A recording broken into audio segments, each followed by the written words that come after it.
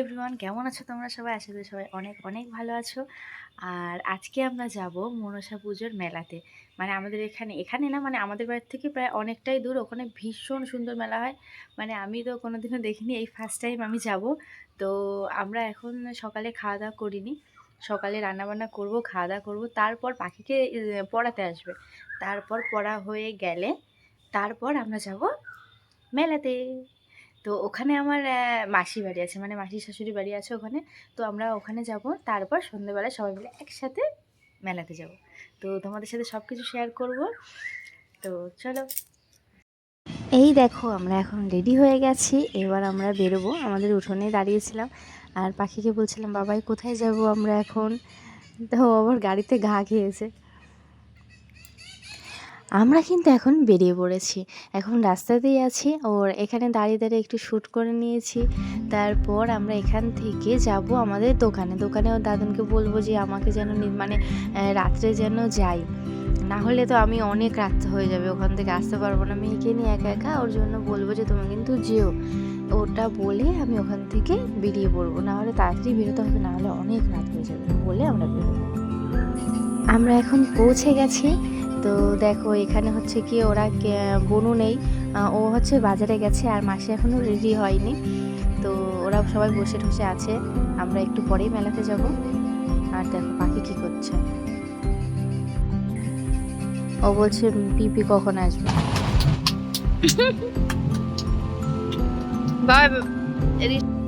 এখানে এখন সাজুগুজুর পর্ব চলছে, মানে সেই সন্ধ্যের থেকে বসে আছি আর ওর কোনো পাত্তাই নেই। এখন রাত 8টা বাজে, এখনও সাজতে বসেছে। আর এই দেখো এখানে একটা ওদের বাড়ির পাশে একটা ফুচকুর জন্মদিন, তো আমাকে ডেকে নিয়ে গেছে, বলছে যে চলো চলো তুমিও চলো। তার জন্য আমি গেলাম। তো আমাকে বলছে আশীর্বাদ করতে হবে, যে না তোমরাই করো তাহলেই হবে।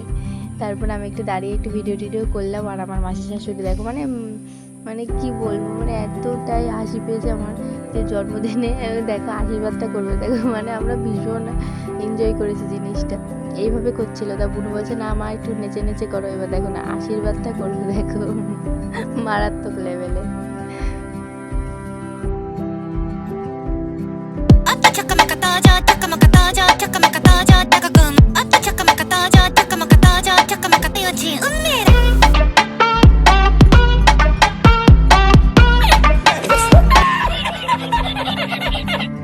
এবার সব কমপ্লিট, আমরা এবার যাবো মেলায়।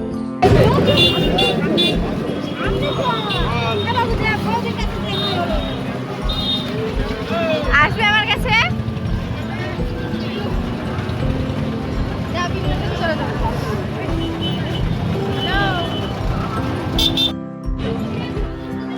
এই দেখো গজা, মানে কি বলবো, মারাত্মক লেভেলের ভিড় মেলার মধ্যে। মানে এরকম মনসা পুজোর মেলাতে আমি এই ফার্স্ট টাইম আসলাম, কোনোদিনও এর আগে কোথাওই যাইনি।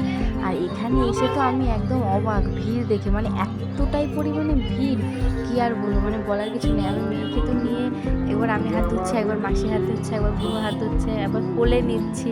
মানে তাও ও মানে এত ভিড় তো ওকে নিয়ে একটু ভয় ভয় হচ্ছিলো, কিন্তু তাও মানে এরকম ফিল আমার এই ফার্স্ট টাইম হলো মনসা পুজোতে। মানে এরকম ফিল আমি দুর্গা পুজোতেই পেয়েছি, যে এরকম ভিড়ের মধ্যে আমরা রাত্রিরে ঘুরতে যাব। কিন্তু এখানে এসে তো আমি খুব অবাক। আর ঠাকুরগুলো ভীষণ বড় বড়, প্রায় দুর্গা ঠাকুরের মতনই, মানে দুর্গা ঠাকুর যেরকম লেভেলের হয় ওরকম বড় বড় ঠাকুর সব মণ্ডপেই।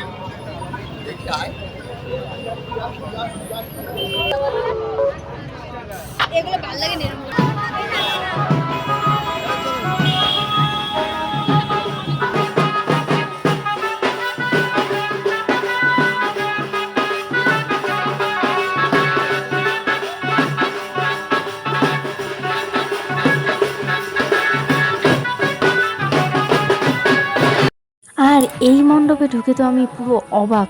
কিসের জন্য আমি তোমাদেরকে একটু পরে শেয়ার করছি, দাঁড়াও। মানে জাস্ট আমি কয়েক মিনিটের জন্য পুরো স্টপ হয়ে গেছি। মানে কি বলবো, হঠাৎ করে আমার ক্যামেরাটা কার সামনে গেল, দেখো এই যে দেখতে পাচ্ছ, এই যে পুরো জুবিন স্যারের মতো দেখতে ডিটো। মানে কি বলবো, মানে হঠাৎ করে আমি দেখে না, মানে জাস্ট অবাক হয়ে গেছি। তারপর না আমি ক্যামেরাটা হঠাৎ করে সরিয়ে নিয়েছি, মানে আমি ভাবতে পারিনি যে ওরকম কিছু হবে আমার সাথে।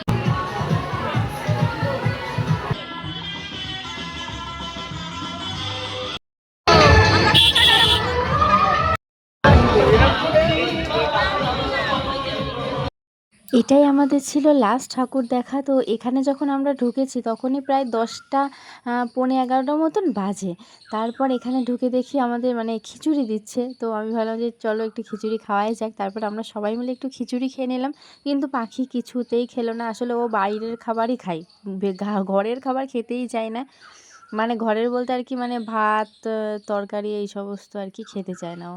আর খিচুড়ি তো খাবে না। এখন চলো এটা দেখে বাড়ি যাওয়া যাক। এই দেখো আমরা এখন চলে এসেছি বাড়িতে, আর এখন বাজে রাত 12টা। আর পাখি তো আস্তে আস্তেই গাড়ির মধ্যে ঘুমিয়ে পড়েছে। এসে তারপরে শুয়ে দিয়েছি, এই যে ঘুমাচ্ছে।